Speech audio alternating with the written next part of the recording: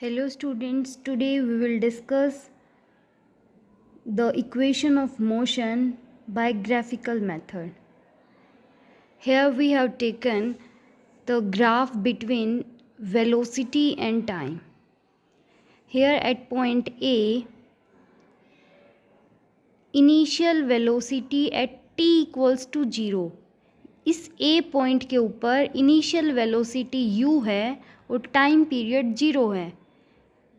हो सकता है क्या पता जैसे ही हम कोई चीज़ को स्टार्ट कर रहे हैं तो वो थोड़ी बहुत इनिशियल वेलोसिटी में हो, तो ये चीज़ उस चीज़ को रिप्रेजेंट कर रही है. और बी जो पॉइंट है ये हमें ये दिखा रहा है कि इसकी फाइनल वेलोसिटी जो है वो बी है. मीन्स ए बी तक गया, उसकी इनिशियल वेलोसिटी यू है और फाइनल वेलोसिटी बी है. यहाँ पे हम उन इक्वेशंस को डिराइव करेंगे जो इक्वेशंस ऑफ मोशन है. नाउ देखो, एक बार ग्राफ दोबारा देखो. जैसे एक्स एक्सिस के ऊपर टाइम टी है तो इसके लाइन ये पैरेलल है, ए डी लाइन इस एक्सिस के पैरेलल है, तो ये भी क्या हो जाएगा, टी हो जाएगा. अब हमने ए पॉइंट के ऊपर इनिशियल वेलोसिटी मानी है यू, तो ओरिजिन से लेके ओ तक का पॉइंट ये यू को कंसीडर करेगा और यहाँ तक ये जो बी पॉइंट है यहाँ तक ये फाइनल वेलोसिटी हो जाएगी वी. तो देखो ये इसके सामने है तो ये वाला एरिया भी यू को रिप्रेजेंट करेगा. टोटल हमारा कितना है, वी है, तो ये वाला जो एरिया ये कितना बच जाएगा, वी माइनस यू. ये बी डी को रिप्रेजेंट करेगा.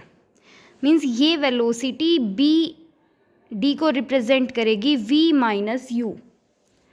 नेक्स्ट है, अब हम फर्स्ट इक्वेशन को डिराइव करेंगे. यहाँ पे हम स्लोप लेके चलेंगे, slope of velocity time graph for line A B. A B ये लाइन है.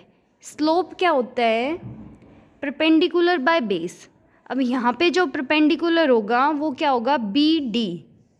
क्या है परपेंडिकुलर, बी डी, और बेस क्या है यहाँ पे, ए डी. तो हम यहाँ पे लिखेंगे टेन थीटा जो है वो क्या होता है, स्लोप को रिप्रेजेंट करता है. तो परपेंडिकुलर बाय बेस, और हमारा परपेंडिकुलर क्या है, बी डी. तो हम यहाँ पे लिखेंगे B D divide by A D. Okay. अब देखो हमें पता है कि velocity multiply time, velocity divided by time acceleration को डिनोट करता है. वेलोसिटी टाइम ग्राफ स्लोप, अगर वेलोसिटी डिवाइडेड बाय टाइम करते हैं हम, देखो ये वेलोसिटी है ये टाइम है, अगर हम इन दोनों को डिवाइड करेंगे तो हमें एक्सेलरेशन मिलता है. तो हम ये कह सकते हैं कि B D divided by A D which equals to acceleration. ये एक्सेलरेशन के इक्वल हो जाएगा. Rate of change of velocity होता है एक्सेलरेशन. सो ये क्या बन जाएगा, बी डी अब क्या बन गया यहाँ पे, वी माइनस यू. तो हम यहाँ पे क्या लिखेंगे, वी माइनस यू. और ए डी क्या है, ए डी देखो, ए डी टाइम एक्सिस के पैरेलल है तो ये ए डी टी हो जाएगा. तो यहाँ पे हम टी लिखेंगे, T.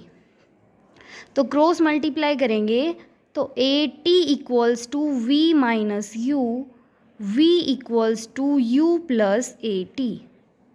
This is the first equation of motion.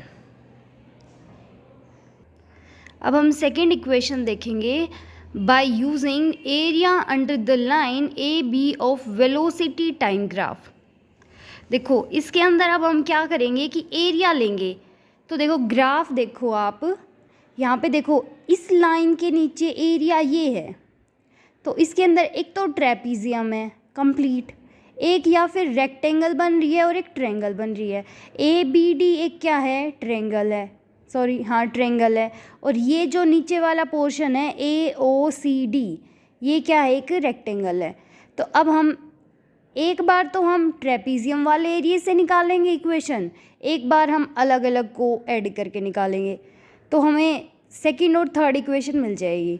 अब हम करते हैं कि देखो अब हम एरिया ऑफ रेक्टेंगल लिखेंगे। एरिया ऑफ रेक्टेंगल क्या होता है? लेंथ मल्टीप्लाई ब्रेड्थ, और एरिया ऑफ ट्रायंगल क्या है? 1/2 बेस इंटू हाइट। अब देखो ग्राफ के अंदर देखो, लेंथ क्या है यहाँ पे?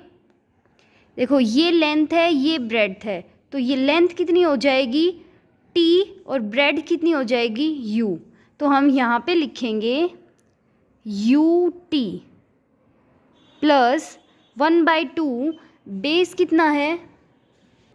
अब देखो यहाँ पे बेस क्या है? t है, और हाइट जो है हमारी ये v माइनस यू है। ट्रायंगल के बेस पे देखेंगे बेटे, यहाँ पे ट्रायंगल क्या है? ए बी डी, और हाइट हमारी है v माइनस यू, और बेस हमारा है t। तो हम यहाँ पे लिखेंगे 1/2 मल्टीप्लाई बेस कितना है हमारा यहाँ पे? t, और हाइट कितना था? v minus U. अब हमने फर्स्ट इक्वेशन में इक्वेशन निकाली थी v equals to U plus A T. यहाँ से अगर हम u को इधर लेके आएंगे तो v minus U equals to A T बन जाएगा।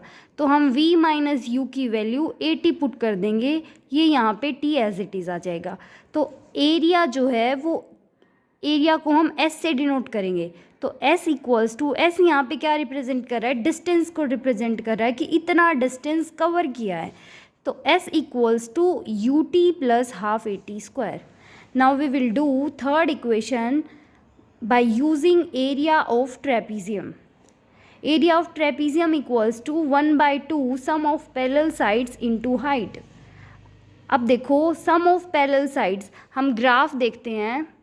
पैरेलल साइड्स देखो, ये ट्रेपीजियम है पूरी। अब ये पैरेलल साइड्स हैं ए ओ और बी सी। तो सम ऑफ पैरेलल साइड्स क्या हो जाएगा? ए ओ प्लस बी सी, और हाइट कितनी हो जाएगी इसकी? हाइट ये पूरी है ना, हाइट तो ये पूरी मानी जाएगी। सॉरी, ये टी वाली जो है ये हाइट हो जाएगी, इधर वाली हाइट होगी ना, क्योंकि इधर से जो है ट्रेपीजियम बनेगी। तो ये पैरेलल साइड्स होगी, ये हाइट होगी। तो देखो sum of parallel sides A O plus B C. A O क्या है? ए ओ की वैल्यू क्या है यहाँ पे? यू। क्या है? ए यू। और बी सी की वैल्यू, बी सी की वैल्यू कितनी है यहाँ पे? v। तो v। ओ सी, ओ सी क्या है? t, t रख दिया यहाँ पे। अब हमने जो फर्स्ट इक्वेशन निकाली थी उसमें हमने देखा था कि a equals to v minus U divided by t। हम यहाँ से t की वैल्यू निकालेंगे और यहाँ पुट करेंगे v minus U divided by a। अब यहाँ पे फॉर्मूला बनेगा v plus U v minus U, this equals to v square minus U square. Equation बन जाएगी हमारे पास, ये हम सोल्व करेंगे तो यहाँ पे हम इसको v square minus U square, ये 2a बन जाएगा। एरिया को हम डिस्टेंस s से डिनोट करेंगे, यहाँ पे क्रॉस मल्टीप्लाई हो जाएगी, 2as equals to v square minus U square. Thank you students.